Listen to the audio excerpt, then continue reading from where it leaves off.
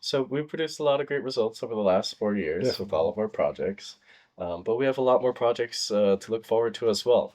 One of them I'm sort of taking the lead on, and that's going to be Auntie's List.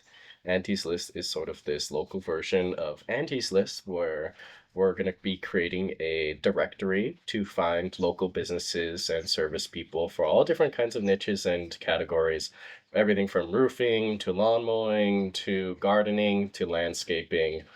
That's going to be community driven, community backed, and community sourced. So we're going to look out and reach into the community for the people we trust and to be able to have a feature that allows people to chime in or weigh in, give their opinion on a particular organization or businesses that we're going to work with. Our next step in terms of making the stream alive is that we're in the process of applying for the Kilauea Recovery Grant, which we can receive a maximum of $500,000.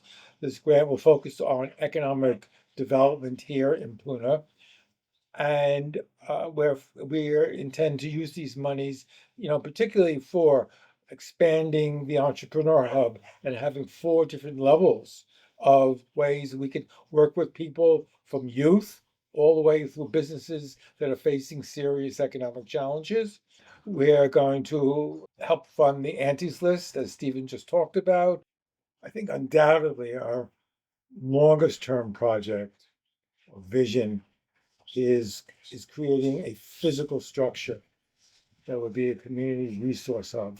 I mean, we've done amazing things being a virtual commons for all Pune, but it has certain limitations. And about 3 years ago, driving past the old Malama Market building, and it was empty. It has a for sign outside of it, and it's been empty for over 4 or 5 years. And I said, wow, that would be an amazing space for a community center. And once I got that vision, it stayed with me. And that's been the driving force for a lot of the work we're doing. For example, like with the movable feast, getting into that structure, that's going to take time. And we need to build a framework to do that. And movable feast was the first step. And now we have a core team. This actually grew out of one of the Movable Feast events where I met a young man named Stephen Calkins who helped me organize this core team of 15 people who now, for the last 3 months, have been meeting every Wednesday for 3 hours. To give flesh to this idea of Punola, we adopted Barbara Hubbard's Wheel of Co-Creation. It's made of 12 spokes, such as the food and environment spoke, governance and structure, culture and consciousness, education and learning, business and finance. And each of the members of our core team are involved with one of those spokes. And they attend weekly meetings just in their spoke, and then we get together as a group for 3 hours to build our strong cohesion as a team using gene key theory, and then spend time discussing and sharing what's happening in our spokes.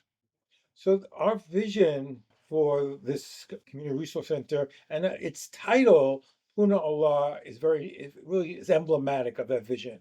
So Puna Ola means wellspring, and that's what I feel Puna, could use. Imagine going into a building that you know is there to develop your gifts and talents.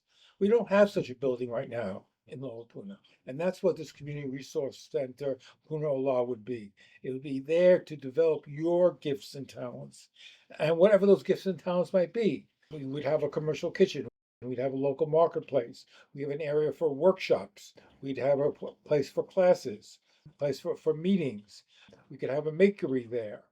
And it's going to be a hub where people can interact, learn from each other, grow with each other in a beautiful environment.